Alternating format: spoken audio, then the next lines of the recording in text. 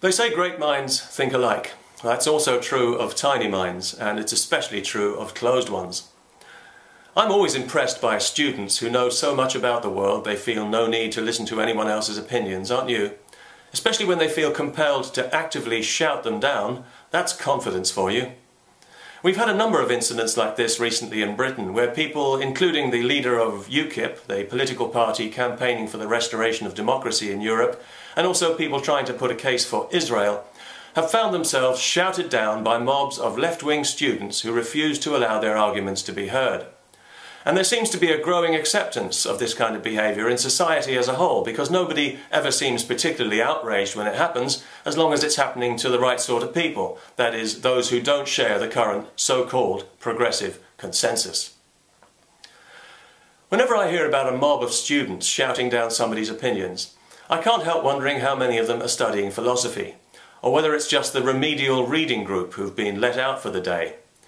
If some of you geniuses spent as much time learning how to read and write properly as you do policing other people's opinions, then perhaps fewer of you would have the literacy level of an 11-year-old, an 11-year-old horse, judging by some of the examples I've seen. But more importantly, anyone who's unwilling to hear an opposing opinion has no business attending a university unless they're planning to graduate with honours in bigotry, and they have no business teaching at one either.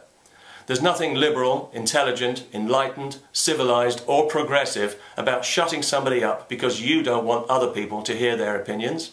Who are you to decide who should and shouldn't be heard? Who made you emperor? It's not only an incitement to public disorder, it's a form of assault and a violation of the civil rights of everyone around you. And anyway, if we deem some opinions unacceptable, where do we draw the line? And who draws it? You? No. Everybody will draw their own line, and then your opinions will be shouted down. What will you do then? Call the police? Good luck with that. The more you try to shut people up, the louder they're going to shout, wouldn't you? So you must know that sooner or later you're going to have to start listening. And besides, it's your moral obligation. The free exchange of opinion and information is the very lifeblood of the society to which you owe everything you have. It's the oxygen that gives us clarity and strength.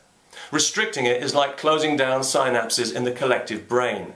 It's an act of sabotage, and nobody has the right to do it any more than they have the right to arbitrarily ration water or air. No judge, no politician, no police officer, and certainly no braying mob of sanctimonious, privileged, middle-class, left-wing students who think they know best for everyone. Years from now, when you finally grow up, you'll be embarrassed by the people you are today. You'll edit your own history so that you won't be the intolerant, know-nothing dickhead you actually are.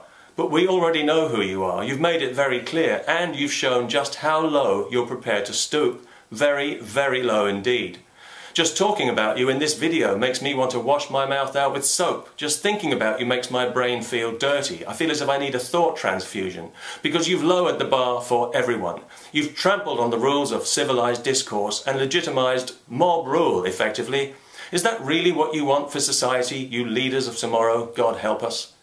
Seriously guys, if you claim to occupy the high moral ground, and boy do you ever, you should occupy it, not tunnel under it for a shortcut. Immune to evidence, immune to facts, and blind to anyone else's rights and liberties, you don't seem to realise that your dopey opinions are just opinions like everyone else's. They're not morally superior, and they don't give you the right of veto. In fact, they're morally inferior because they're based on provable falsehoods that you don't have the courage to confront. You're afraid of the truth because you've got such a big emotional investment in the lie and you're too immature to deal with it. You're afraid to be put in a position where you might have to embarrass yourself by descending from your lofty moral pinnacle, admitting you're wrong and changing your mind. Or even worse, severely embarrass yourself by refusing to change your mind in the face of argument and evidence, which is why you don't want to hear argument and you refuse to look at evidence. Yet you probably laugh at religious biology students who reject evolution, but yours is the same know-nothing bigotry dressed up in different clothes. And you're just as absurdly proud of it as they are, like a toddler is proud of a turd. But from you, whoa, what a stink. It smells like something died.